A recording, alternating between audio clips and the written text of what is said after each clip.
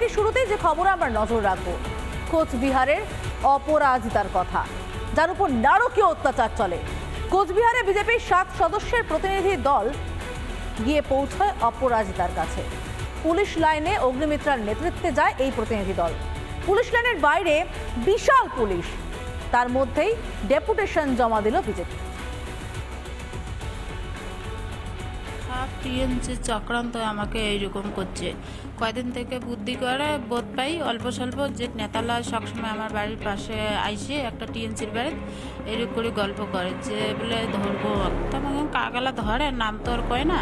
নদীর পর গেছি 10টা 11টার সময়, যে আসি দিচ্ছি আর হয়তো বিজেপি করে আজ দেখামো, দৌড়ি এসে চুলের মুঠগুলো ধরিয়ে যে ছেঁচালে দিচ্ছে, নাইলে দৌড়ি এসে কাপড় চাপড় সব ছেড়িয়ে নদীতে ফেলে দিছে।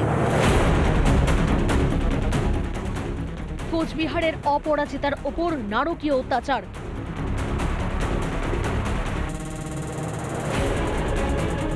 অপরাজিতার পাশে দাঁড়াতে অগ্নিমিত্রার নেতৃত্বে কোচবিহারে বিজেপির প্রতিনিধি দল। তাদের আটকাতে বিরাট পুলিশ বাহিনী মোতায়েন করা হয়, এমনকি রাস্তার একদিক ব্যারিকেড করে বন্ধ করে দেওয়া হয়। এরপর পুলিশ লাইনের সামনে অবস্থানে বসে বিজেপি, রাস্তা অবরোধ করে চলে প্রতিবাদ।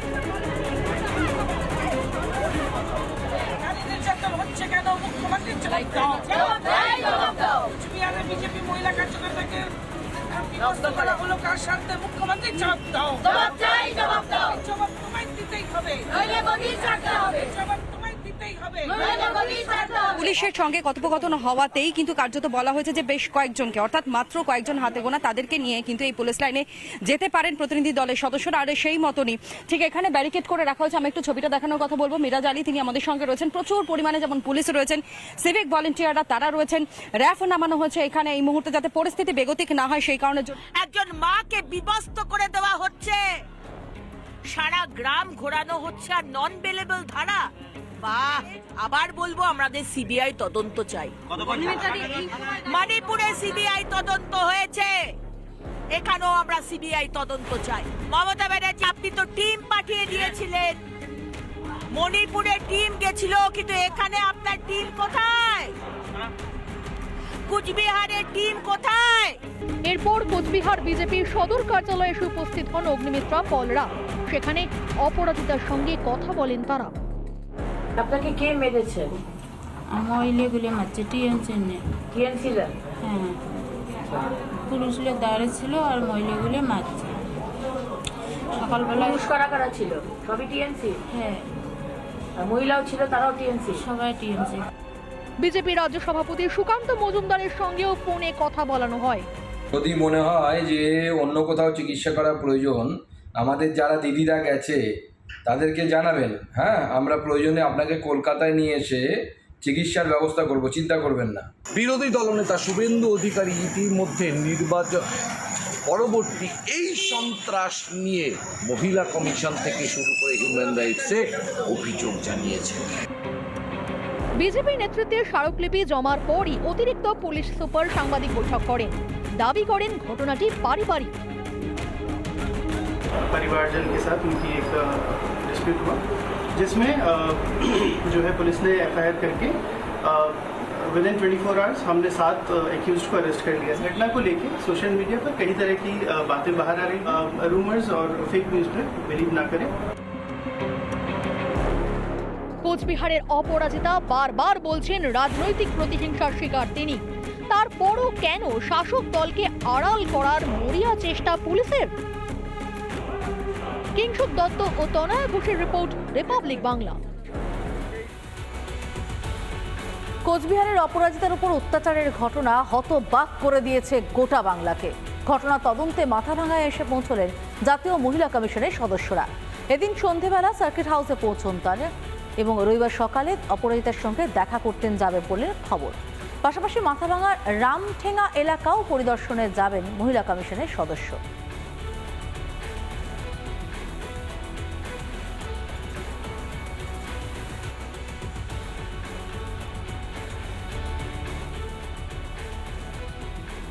কোনো ধরনের কোনো নির্যাতন, মহিলাদের উপর অত্যাচার না আটকাতে পারে না পুলিশ।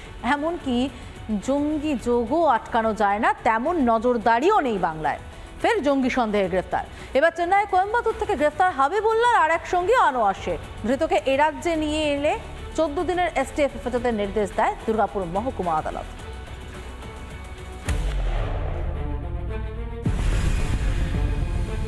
বাংলা কি জঙ্গিদের নিরাপদ আশ্রয়? জঙ্গি সন্দেহে একের পর এক যুবককে পাকড়াও করছে এসটিএফ। কাঁকসার মোহাম্মদ হবিবুল্লাহকে দিয়ে শুরু গ্রেপ্তারি। তারপরে হাওড়া স্টেশন থেকে জঙ্গি সন্দেহে গ্রেপ্তার করা হয় আরও এক যুবককে। এবার চেন্নাই থেকে জঙ্গি সন্দেহে গ্রেপ্তার করা হলো আনোয়ার শেখকে। ট্রানজিট রিমান্ডে আনোয়ারকে কলকাতায় এনে দুর্গাপুর মহকুমা আদালতে পেশ করা হয়। ধৃতকে 14 দিনের এসটিএফ হেফাজতের নির্দেশ দেয় আদালত। এসটিএফ সূত্রে খবর, হাবিবুল্লাহর সহযোগী ধৃত আনোয়ার শেখ। আনোয়ারের বাড়ি পূর্ব বর্ধমানের মঙ্গলকোটে, বয়স 30 বছর। ধৃতের সঙ্গে আল কায়দা জঙ্গি সংগঠনের যোগ বলে সূত্রের খবর। এর আগেও খাগড়াগড় বিস্ফোরণ কাণ্ডে আনোয়ারকে গ্রেপ্তার করে এনআইএ। জিজ্ঞাসাবাদের পর ছেড়ে দেওয়া হয়েছিল আনোয়ারকে। মঙ্গলকোটে কুলসোনা গ্রাম, আর কুলসোনা গ্রামে আনোয়ার শেখ তার এই বাড়ি।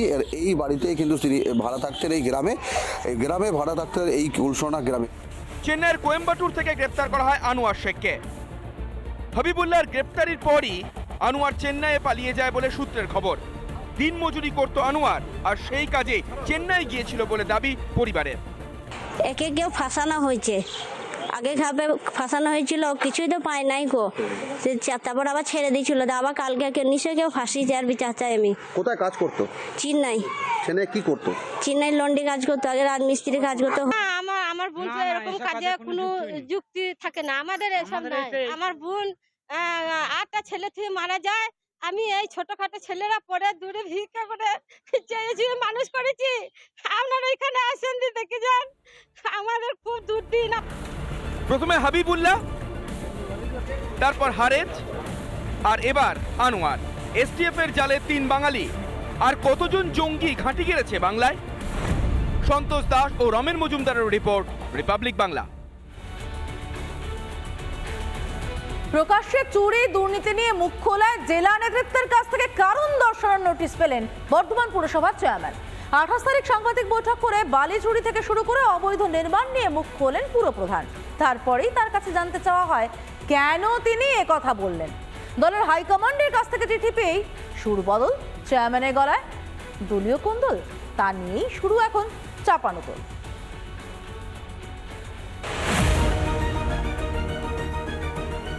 দামোদরের চরে দেদারে বালি চুরি, খণ্ডঘোষ থেকে গোলশীর সর্বত্র একই ছবি। এখানেই শেষ নয়। বর্ধমান পুরসভার চেয়ারম্যান পরেশ চন্দ্র সরকারের অভিযোগ ছিল আরও দুর্নীতি নিয়ে।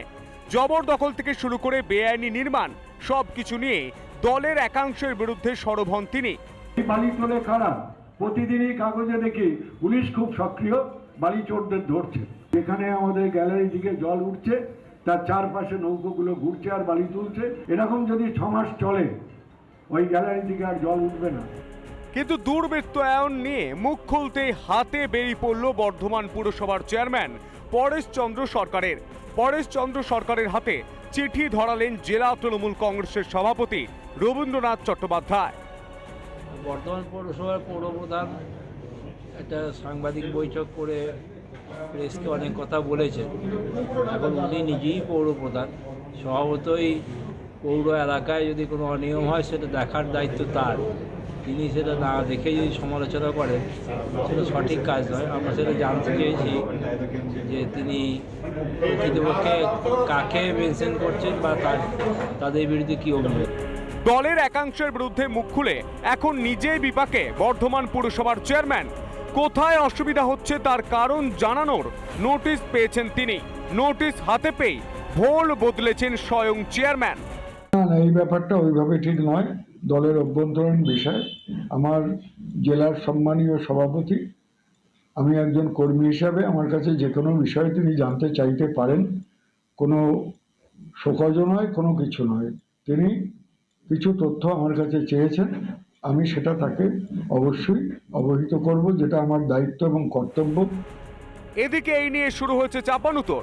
কেন পরেশবাবু নিজে পদে থেকেও সামলাতে পারছেন না তবে এই ঘটনায় আরও একবার প্রকাশ্যে আসছে শাসক দলের দলীয় কোন্দল। পূর্ব বর্ধমান থেকে সন্তোষ দাসের রিপোর্ট, রিপাবলিক বাংলা।